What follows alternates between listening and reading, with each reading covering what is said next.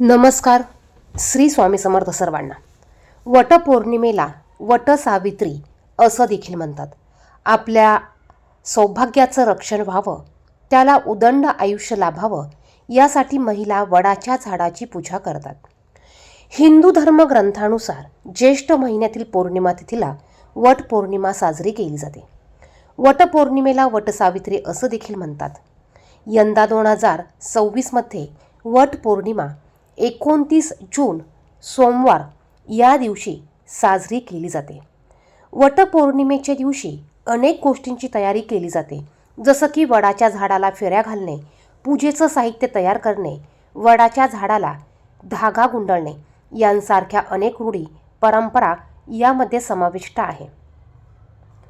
वटपौर्णिमेच्या दिवशी सुहासिन महिला साज शृंगार करून वडाच्या झाडाची पूजा करतात आणि पतीला दीर्घायुष्य मिळावं यासाठी प्रार्थना करतात. आता आपल्याला वटपौर्णिमेच्या दिवशी वडाच्या झाडाला ज्यावेळेस आपण सूतगुंडी गुंडाळतो त्यावेळेस आपल्याला हा एक मंत्र आवर्जून म्हणायचा आहे. बघा, यामुळे आपल्याला अखंड सौभाग्याची प्राप्ती होणार आहे.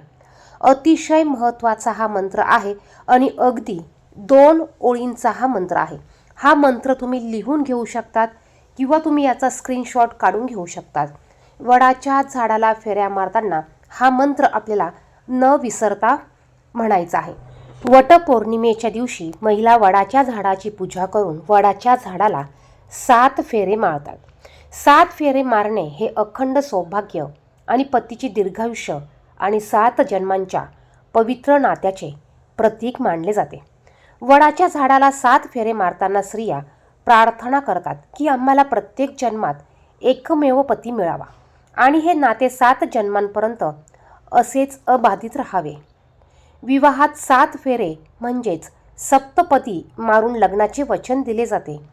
त्याच वचनांची आठवण किंवा नूतनीकरण म्हणून हे 7 फेरे पुन्हा मारले जातात. वडाच्या झाडामध्ये ब्रह्मा, विष्णू आणि महेश म्हणजेच शिव या तिन्ही देवांचा वास असतो. पौराणिक कथेनुसार सावित्रीने यमराजाकडे आपल्या पतीचे म्हणजेच सत्यवानाचे प्राण वडाच्या झाडाखालीच परत मिळवले होते.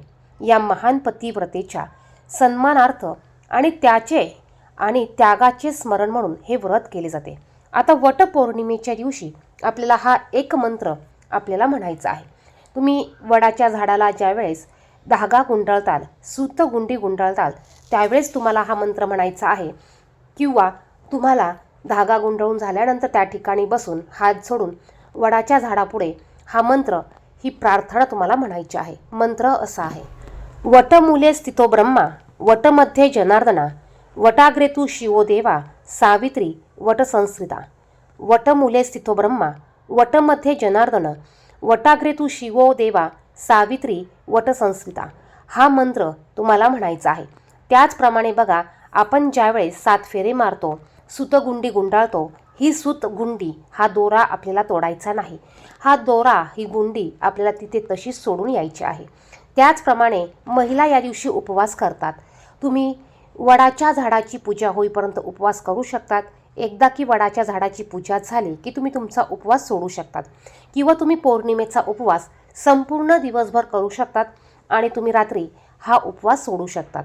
धन्यवाद. श्री स्वामी समर्थ.